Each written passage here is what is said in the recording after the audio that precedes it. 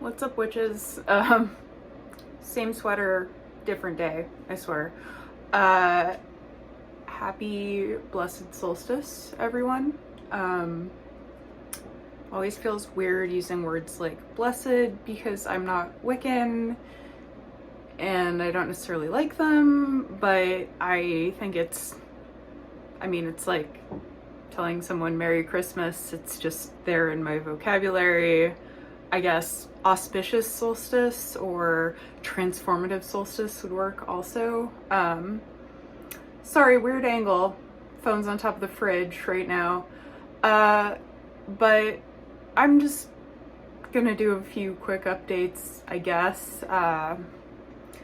I'm gonna do some sacrificial work tonight because that's usually what I do. I sacrifice that which I hold on to that's not good for me, in hopes of gaining things that are related that are good for me, if that makes any sense. I do a lot of work with intention with that, like really examining my intentions and my feelings, a little bit like therapy. Woo! I'll talk about therapy sometime. We'll get into it. But I don't know, I might, because some of it involves writing. I usually choose special paper and calligraphy, or I might show you the setup I'm going to use because I'm not really sure what. Generally, it has to involve fire, but it's like, I can't remember if it's going to be -9 tonight, but by the time I get outside, it might be like way too cold to even be out there. Unburying my car today, I had to come inside and take a break. Like, I felt like I couldn't do it because my fingers started to hurt really badly. I'm also planning to dye my hair. It weirdly looks pretty normal in this lighting, but I decided to bleach and tone my roots, which is good, and I ended up with like a beautiful like light yellowy green blonde, but I was like, I can't be blonde, because you know the roots were like true blonde or whatever. So I happen to have some slate gray around that I've been waiting to try, and I was like, oh, it'll be like a teal gray, which is what it looks like here, but the gray that I thought was more blue based was more purple based. So towards the roots, like in direct light, it's like silvery, like a warm silver, which is nice, but in indirect light, not outside, not under my ring light, it looks like sewage. It's brown looking for some reason, and this isn't the season I spend a lot of time outside, so I'm probably gonna dye my hair tonight also. Woo, vanity. But I've done green for so long, and I used to be like I've been through all the colors. I used to be a hair color a week person, and that was back in the early 2000s through the early noughties. So like hair color has developed more since then, which is why I was excited to try the gray, because I've been going between gray and green, gray and green for like ages. Too bad it didn't work out the way I expected, because usually I have a pretty good sense of color and I know what I'm doing, and like, because I spend so much time alone lately, I can't really do like a patch test that I can see that I won't have to cut off later.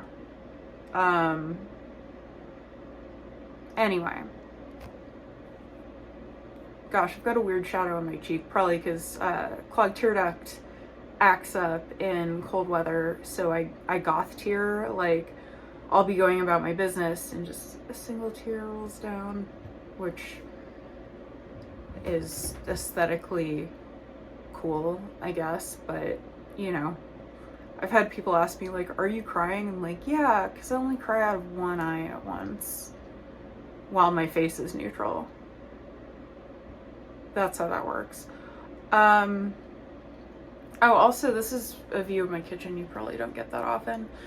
So yeah, hair color change. I'm trying to get the energy to make a big batch of gingerbread and decorate it because I have some egg white powder to make actual factual royal icing, so I could decorate them pretty cool, I think. But that might be another video in and of itself. Plus I have a few days until Christmas, which, again, secular witch over here, definitely not Christian, but Christmas Eve was always kind of the highlight of my year in terms of holidays growing up, so I'm trying to figure out how to have a fun time doing it alone. If you saw my sad Thanksgiving video, you know how that goes, but yeah. Anyway, we'll see how this turns out. Could be exciting, could just be me talking forever. But quick note, this video contains some references to self-harm, which it's more about overcoming it through artistic expression, but I understand y'all may not want to watch that part, so I'm going to put the timestamps in the description. And obviously at this point I'm not monetized, so it's not that big of a deal, but like, I care. I care. Self-harm is a big topic. Also, because I'm very organized, here's all of my cookie stuff all laid out. Mise en place. I did work in a kitchen for a while. I was fired because the kitchen closed. It was a kitchen attached to a bar. Right after I was promoted to late night chef and developed my first dish. So I don't have a ton of like commercial kitchen experience. It was just like, yeah, a kitchen at this craft bar where I was a dishwasher and occasionally I do prep. And I would do, at that time I was freelance baking, so I would occasionally do like special occasion cakes for them. And yeah, I developed a red oil dumplings recipe that was pretty good. It's a funny story. Actually, the first time I was making them, I was mourning the death of my ex-partner, and the crew was actually coming over to the rented house I was living in with a bunch of people for a staff meeting, and my housemate told them like, oh yeah, Jin made this and she always shares the food that she makes, so like have at it. And like, I wouldn't have eaten 40 dumplings by myself, but that was my like sadness comfort food, and I just like stepped out for a minute because I wanted to be fashionably late to my own meeting, I guess. I'm such a weirdo. And by the time I got back, everyone had eaten all of it because it was fresh and warm and delicious, and there was nothing left. And I cried, not directly to them, I cried in the bathroom, but the reception of it was so good that immediately it was like, hey, this meeting was to talk about having our late night kitchen, so after you help the main chefs close, you can run the kitchen by yourself like 4 nights a week. How does that sound? Can we put this on the menu? Which was very cool, and they didn't let me name it because I would have called it like Keenan's dumplings or something, even though Keenan never got to eat them. It was more like, this dish just reminded me of Santa Cruz. Like, it reminded me of my favorite Chinese restaurant there and stuff. So, you know, missing a person that's attached to a place and then making one of my favorite foods for like the first or second time ever. They called it Jin's dumplings, which was weird because I did have kind of like, I mean, it's a bar, and I got asked out through the kitchen window a few times, and so it got weird, but not too weird. Anyway, that's a long, involved story for me just saying like, oh, I like to have everything laid out ahead of time. In fact, I'm surprised I didn't measure it. The other thing is I finally got Freak Show because it's fairly cheap around here. Not cheap, but I remember being in Oakland in like 2016 or something, staying with my friend, and he was getting me to like red wine. Like, so surprised that my friendship with this person led to me choosing red wine as my drink of choice. Weird. But we were going out on a hike or like celebrating something, I forget which. And of course he was like, okay, we gotta go grab a couple bottles. And I remember him pointing this out and being like, this is really good. But, you know, I'm only a fledgling tattooer and you're homeless living out of your car, so we can't afford $30 wine. Well, now it's like $17, $16 or something. So I'm giving it a try. And so far it's super nice. And it's reminding me of better times, which is also nice. Better times that I wasn't equipped to enjoy, which is a weird place I'm at right now, where I am so much more receptive to happiness, and I'm so much more like open, I guess, like willing to work for it in a way that's compromising, but also I know myself better, so I'm not fucking myself up over it. And yet I'm not having a good time, and I think that's setting. Welcome to my table. It is, again, messy, which it has been more commonly lately, but I usually keep it really clean for filming and also for having people over, so pardon my mess. But I thought about it, and I think what I want to do is just give kind of a quick walkthrough of how I think about the sacrificial work that I do on the winter solstice. For my friend Tala, who, shout out girl, love you. She couldn't be here tonight, but we were talking about doing some of this together.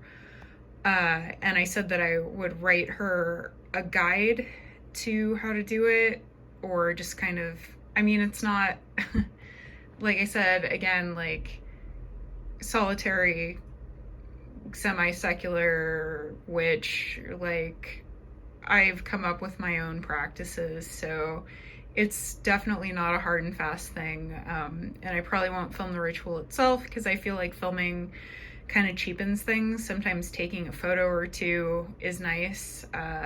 I believe I did that last year. Yeah, actually those turned out really cool, but it's not all about being able to post it or whatever. It's about feeling good within myself, bolstering myself to do great things in the new year and stuff like that. Also, I fucked this up, but shout out to any dark heads out there. It is my favorite show, so I think my next self-inflicted tattoo, maybe if I trust myself to do it, is gonna be the two opposing societies of travelers, their mottos. Sic mundus, creatus est is definitely more important to me than erit lux, but I have a thumb sigil tattoo. Gosh, I wish I could tattoo my right arm. I'm wobbly enough with my right hand, I'm not going to attempt it. But that sigil means I'm the light in the dark time, which is something I asked for from Cassidy when she was my tattooing mentor for my birthday, which was pretty sweet of her. I got free tattoos for my birthday as an apprentice. Yay! Exactly what I wanted. I have a few others from her that I could show you. 3 total, I think. I showed you one of them. But anyway, I'm not really like Satanist or Luciferian or anything, but like I like the idea of things shine best in the dark. Like, I find optimism in my pessimism. Like, the more brutal and dark and awful my worldview is, the more my life delights me.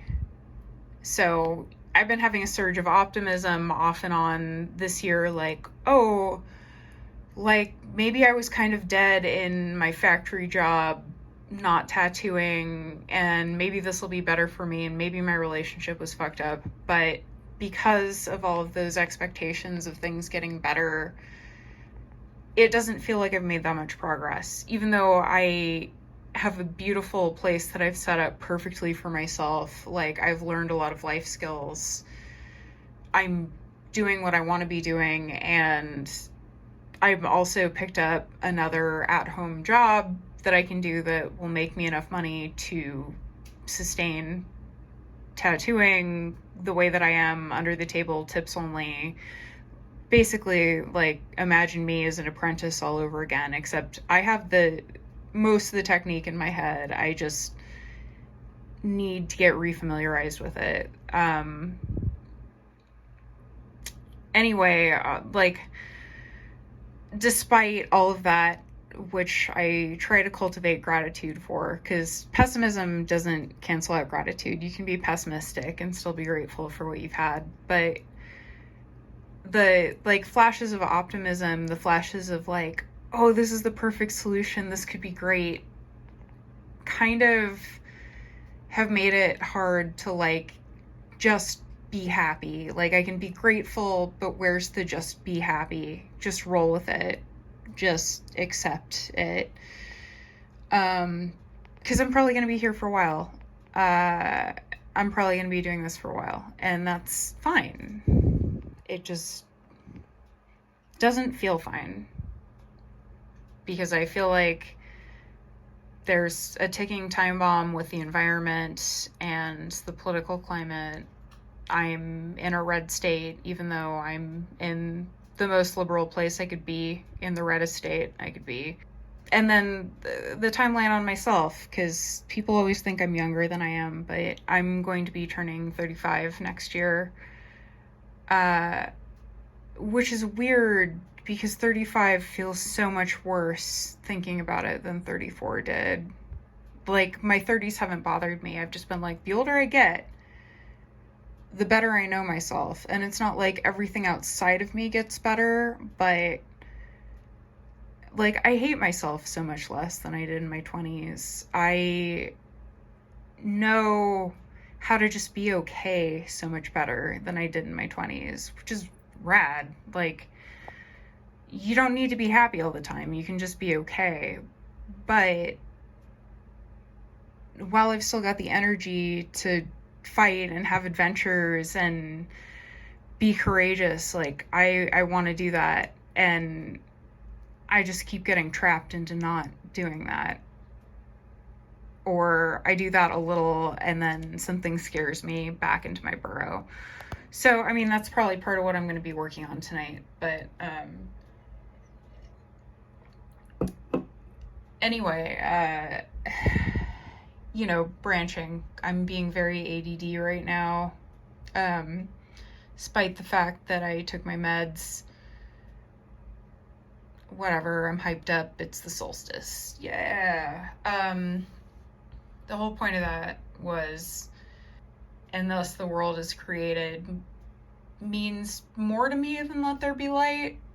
But let there be light says something about me as an eternal goth chick. And don't even get me started, well, one, on gender, because obviously I've revealed I have some gender things, which again we can talk about later. That's a whole other video. But also just on goth, because oh my god, with Wednesday coming out, like, everyone's so into the goth aesthetic, and like, I don't know what to do with it. It was weird with like soft grunge and pastel goth, but I kind of learned to embrace that and love that, because there's a part of me that's always wanted to be like hyper femme and soft and pretty and bubbly.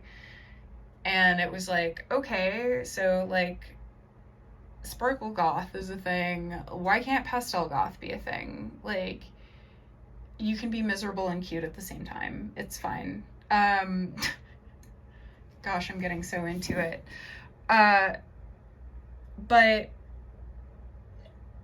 it just feels weird, because it's like this media that I read is like, goth's going mainstream. Here's a celebrity that's embracing the trend. And I'm like, I mean, honestly, I guess I'm like a time traveler or something. Like, I came back from the future, because to me, like, I wanted the aesthetic before I learned about the music. And the older I get, the more I'm like an elder goth.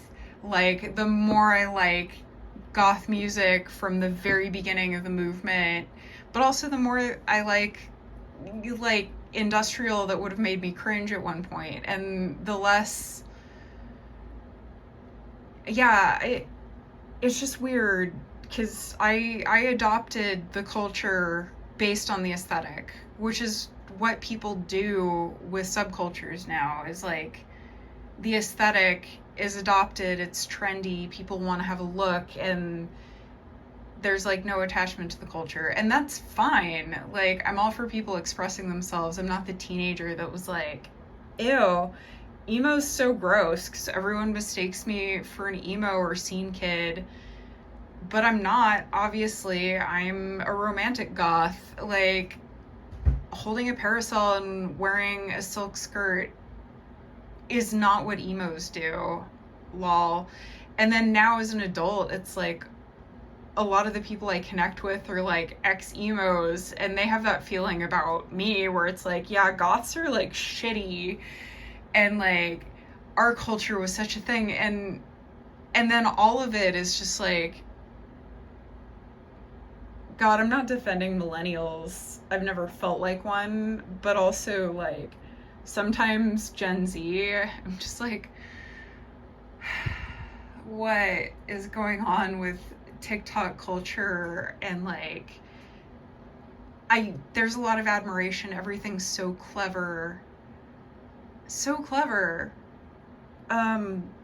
Makeup hacks and craft projects, and like, there's so much that I love, but I refuse to sign up for an account on TikTok, because I know I'm just gonna fall into it, and I'm just gonna watch garbage all the time. Like, I need to have my younger friends or my more savvy friends like curate it for me. But yeah, there's like, it's like all the time periods are happening at once, instead of every 20 years it's cool to go back to the thing or whatever. Like, anyway, that was a whole rant about aesthetics.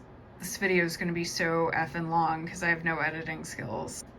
I'm going to do a little summary of how I do this. And also, if I get really bored, I'll tattoo myself. But tomorrow I have some lidocaine coming, because tattooing yourself hurts more. And you're shaky, and it's shitty, and the pain's distracting. And when I first started, it was like, here's the answer to my self-harming. Here's the answer to the burning and cutting I did in the past. I'll have to do a trigger warning. But now I have so many more tattoos by myself than by someone else, and I don't hate them. I love them because they help me learn.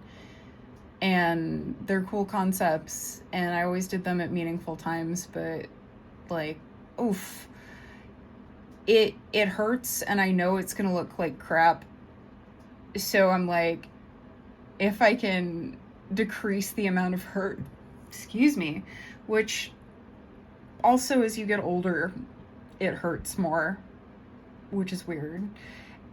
And also, weirdly, I tend to run my machines a little high. Like, I was running my original bishop machines a little low, but the wand I tend to run too high. So I don't fucking know what's going on with that. It's not that my hand speed is increased. It's like I feel most comfortable at around 8 volts, maybe 7.8. So free shrugs, like, that was slow with my old machines. It's very fast and punchy with my new ones. So I actually haven't tried them on myself yet. And the people that I've tried them on have all had a hard time sitting, but keep in mind that was my ex with hypoglycemia, which, like, he's always had trouble being tattooed by me. So, like, whether it's I'm too cold, I'm too hot, I didn't eat enough, I'm about to faint, like, I'm wobbly, it's always been a struggle. So I'm not taking that too seriously. And then I had 2 people that have never been tattooed before two people that thought they could handle the pain really well, and then they didn't. Which I think, like, if you're gonna get into it right away. Like, the longer you wait, the more it sucks. And then I had one person that it was just like a marathon session, and we were both tired, but it was like all lining, and she was saying that it hurt pretty badly. So I'm trying to figure out if it's me and I need to run my machine slower. I have heard some people say that rotary machines hurt more, but, like, I don't know. I feel like they don't, from my experience with other people using them. It's up in the air. It causes less trauma to the skin overall, but maybe because it's so straight up and down, it actually does hurt more. Free shrugs. But yeah, I don't know. I might do that if I get bored, or I might wait till tomorrow because I got numbing cream for myself that's supposed to go in Uranus, but apparently it works really well if you let it sit on your skin for tattooing. So maybe I won't push it tonight. Maybe I'll just focus on my ritual and my hair and my baking, because I feel like I have all these projects and limited energy. Tella, I swear I am trying to make a guide for you. I just keep talking about 10 million things because apparently I'm talkative tonight, and that is what it is. But anyway, so I still have to think about this and refine my intention, which I'm going to do off camera because that will take time.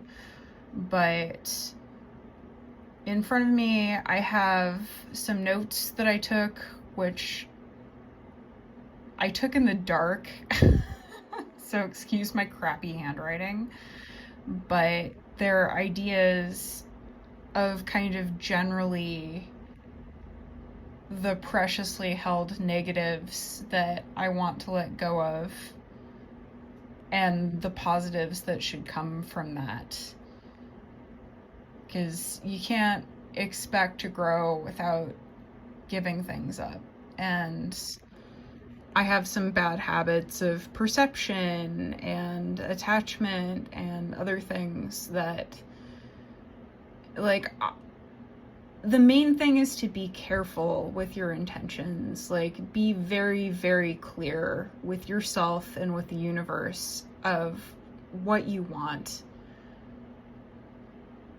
And really think about, like, is this an equal exchange? Am I going to indulge this fear in the future, then I probably won't get the result that I'm looking for. Am I not ready to give it up? Because if you're not, then it's best to find something else. Like, I've heard this phrase multiple times over the past week, which is weird because it's not one that comes up often, but like, question, how do you eat an elephant? Answer, a bite at a time. So if you're looking at your intentions and it's like, I want to not do that thing or not feel that way, but I know that I will, try breaking it down smaller. Get granular, get down to like one aspect of that feeling that's crappy and one thing you'd like to change about it. And I'm overly ambitious in what I have to say here. It's all about like the kind of companionship that I'm looking for. And like, it's weird to say I fear being alone because I've been choosing that lately, but it's more complicated than that. But that's a big fear.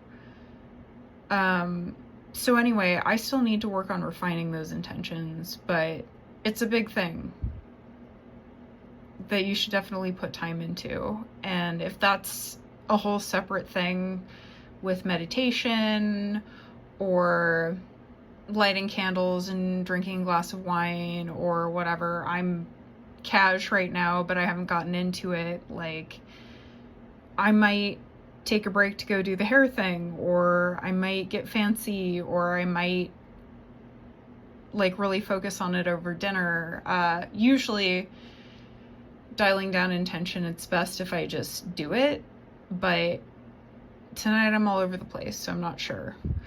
But I also have my sacrificial paper and one of my favorite pens here.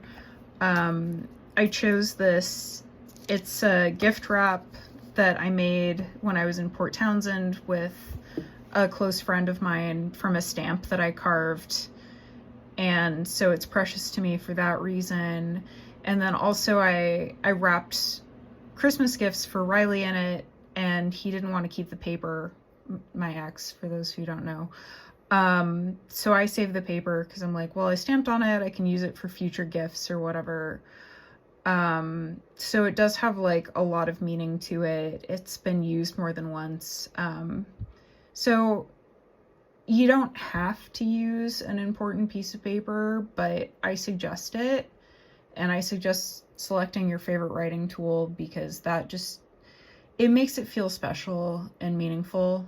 Like, not that you need to trick your brain into that, but it's like, this is a ritual.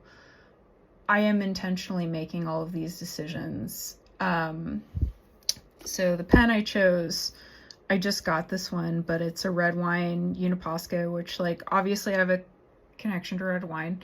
Although, yay, go me, I've been dropping my wine consumption down a lot and being more mindful about when I drink. And I hope to continue that. But still a good color. Still indulge at appropriate times. But I like the way that this writes. Originally I was thinking of going with one of my calligraphy pens, but this will actually stick to the wrapping paper a little bit more because it's glossy. I'm going to be using the white side for the actual writing. Although I may do a sigil or something on this side.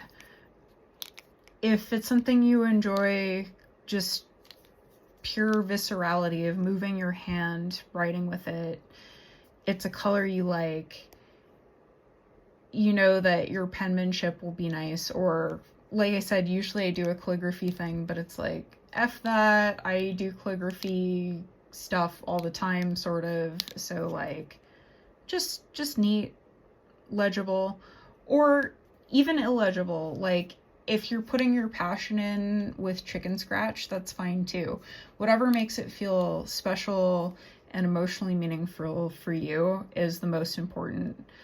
But yeah, it's good to have an extra notepad so you can really refine your wording, because that's another thing is, like, make sure you understand the words that you're using and all the implications behind them. I don't really believe in anything. I don't think a demon is going to creep into your intentions and F things up for you. But I think having that conversation with yourself makes it more likely to come true. So once you have your intentions dialed down to anything from a sentence to a few paragraphs, you can really explain to yourself why you need to give the thing up and what you think is a reasonable thing to gain from giving the thing up. Then go ahead and put it on your special paper with your pen. Oh, speaking of special paper, I was originally going to use some bark that I gathered on my trip to Olympia earlier this year. I got some for my friend Theo that I went with. And as far as I know, they took theirs with them because we were talking about doing kind of a witchy memorial type of thing. I don't know if they did that. But I reserved a tiny bit for myself and I can't find it, which is kind of irritating. But I have to let that go, right? I can't go into it irritated. Like, my paper's not perfect. My whatever is not perfect. So, you know, accept the writing materials that you have. It should just feel important to you. That's the main thing. And take your time and be kind to yourself, but also be real to yourself. It was easier than I expected. And like I said, I'm ambitious, but I don't think I'm sacrificing too much because I've been leaning into my aloneness and trying to assess what that means. So hopefully this will just help me grow. So I wish to sacrifice on the solstice night my fear of short-term aloneness, my ease of attachment, and my dedication to easy attachments for the will to seek greater in the long run, but not unrealistically long. That relates to, I've had I've had at least one marriage pact where it's like, oh, if we're still not attached at this point, like, let's get back together. But by and large, I've lost connections to those people. Remember my rant about Freak Show earlier? To those of you watching the full run of the video. Yeah. So basically the idea is I want better than I've had, but I'm not gonna fully wait until I know that that's a thing. Like, a little bit of risk is okay. I need to remind myself that a little bit of risk is okay because my behavior is either highly risky or very not. And sometimes it's okay to walk that line. And on that note, the spirit of fun and ease to pass the time. So I can't pick up the exact wording from looking at it, honestly, which, like, oh, it's beautiful, but what? But basically the idea is things aren't not important in the long run just because they're brief. And I need to remember that because I've had plenty of things happen in my life that were just one day, just an hour, just half an hour, just whatever, that have impacted me until now and will continue to until my death. And so it's basically like, be more open to that. Like, I've realized I used to be a lot more bitter, and there are still a lot of aspects of bitterness about me where I look back on things and I say, why didn't that go better? Like, why is that not okay? But, like, sometimes the most fleeting instances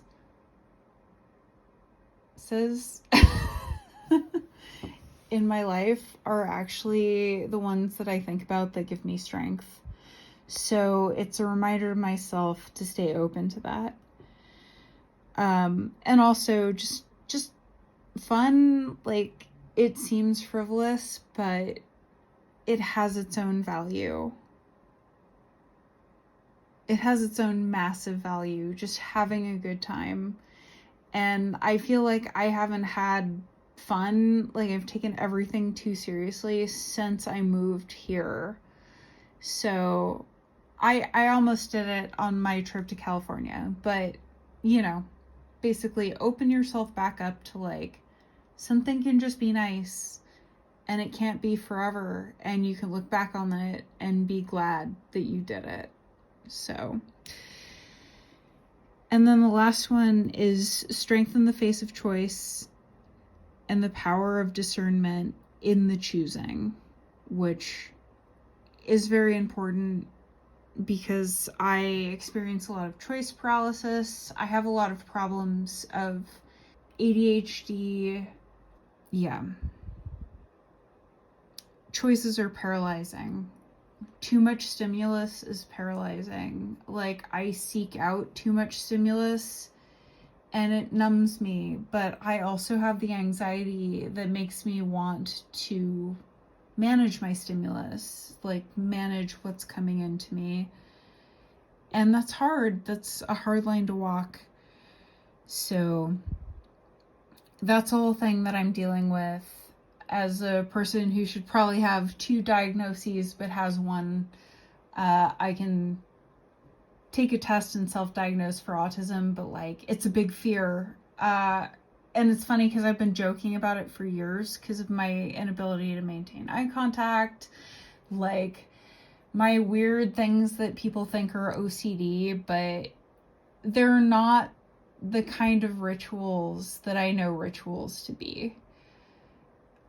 I do have elements of OCD in the makeup of my personality, but I feel like it's less that than the composition of my brain as a whole, where I'm always trying to moderate what's coming into me.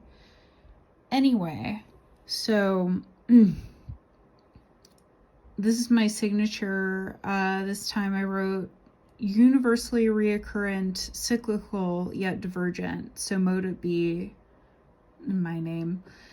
And so I suggest finishing off your statement of your intent with your sacrifices and the things you wish to gain with some sort of meaningful signature. In this case, I have my personal symbol, which is the Pluto symbol combined with the Mercury symbol, because I'm both mercurial and plutonic. I have aspects of both. I'm a Taurus, so like, hello, Pluto and wealth and whatever. But I'm mercurial. People think they can predict me, and I think I can predict myself. And then I come out unpredictable. I come out more insightful than I mean to be. So I can go into my symbol more later. But that's the thing. So mode it be is traditional for witchcraft. You don't have to use it. I don't feel a huge connection to it, but I do feel like it ends a signature well. It ends a statement of intent well. Honestly. And the universally recurrent, cyclical yet divergent is, I mean, not to bring dark or Nietzsche or Windhand or Splashdown into this, but it has to do with all of those things, and it also has to do with my perception of reality, which is like a never-ending cycle that nevertheless continues to surprise me, regardless of what I do. So it's a way of stating intention. Anyway, so this is the bowl. Last year I burned my intentions in this bowl with a little alcohol. And this year I don't have any Hardy because I went out to buy wine tonight, but I wanted to hold off on the whiskey that I want to get because I'm making a coal miner cocktail, which I'll tell you about later. But I don't have any hard alcohol, so I'm not probably going to burn it in the basin of the bowl. I'm going to use it to catch the ashes. And my suggestion with the ashes is, if you're doing it in a small space, collect them, put them in a jar so you can look at them and remember your intent. Or what I did last year is I mixed them with moon water, and I basically did an Ash Wednesday on myself where I drew symbols on my face with the ash paint. You know, you don't know necessarily what's in the ink and the paper unless it's all organic, so be careful with that. But you can do that, and that's a way to wear your intention on your flesh. Well, for Tella, my suggestion is bury the ashes in your garden, because that's where a lot of the growing in your life happens, and that's important. You're here to grow. Like, that's the whole point of this ritual, is let go and let blossom. So as I shake because I'm like not holding the thing properly, but yeah, bury the ashes in your garden. Or if there's not enough left, I guess keep them in your fireplace and keep burning them over and over to reinforce the idea. Just do something meaningful. Don't throw them in the garbage with everything else you've disregarded. If you must throw them away, like, do it in a respectful way. Say a word over it. That's just me. Like, I've let go of plenty of magical wastes, I would say, without giving it too much thought. But the whole point is intention. So if you can think through every aspect of the process, please do. And I probably won't show the full ritual on here, but I intend to do it before midnight, and if I do anything interesting after this, I'll vlog it in this probably more than an hour long video. Oof. All right, really super quick little follow-up note. I know how I mentioned that I do different things with the ritual ashes, and this time I mixed them with a pre-existing sugar scrub that I make for like shaving my legs. I don't always shave my legs, but when I do. And since it's like exfoliating and whatnot, I got the inspiration that like, oh yeah, this is about letting go. So let's exfoliate some dead skin and cleanse with our ritual ashes. So anyway, that's just what I decided to do this year. Like I said, you can put it in a bottle. You can continue to burn it with the rest of the ashes in your stove. You can be weird like I have in the past and mix it into cosmetics or mark your face with it. But this is a pretty low effort, meaningful, and also like non-risky thing to do, I feel. Anyway, bye. All right, so I'm gonna leave it here for now because fuck, it's gonna be long. My phone has limited space. Also, like, cookies, hair, whatever, can have their own video, and I don't know if I got around to saying it, but you know, performing the ritual is not for the gram. It's for me, for the most part. That's all I have to share for now. Thanks for being here. Blessed Solstice. Happy holidays. Have a great day. Love y'all. Anyway, thanks for watching. See you around.